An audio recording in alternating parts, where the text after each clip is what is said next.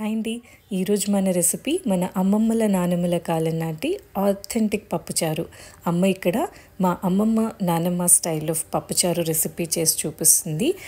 ఇది but with little changes అని ఎందుకన్నాను అంటే, అప్పట్లో ప్రెషర్ కుక్కర్ ఉండేది కాదు కదా. వాళ్ళు అన్నీ పప్పు, వెజిటబుల్స్, చింతపండు అండ్ కావాల్సినవన్నీ కలిపి పెట్టి మరిగించేవాళ్ళు.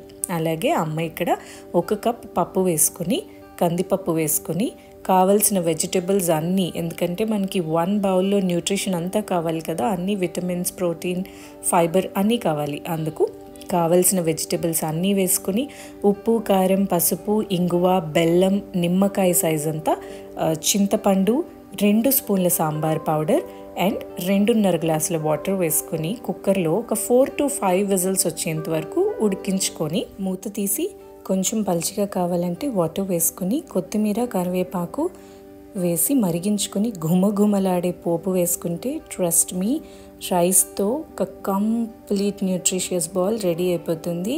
సైడ్న ఎలాంటి కర్రీస్ కూడా అవసరం ఉండవు. ఒకసారి ఈ స్టైల్లో ట్రై చేసి చూడండి. Thank you so much for watching.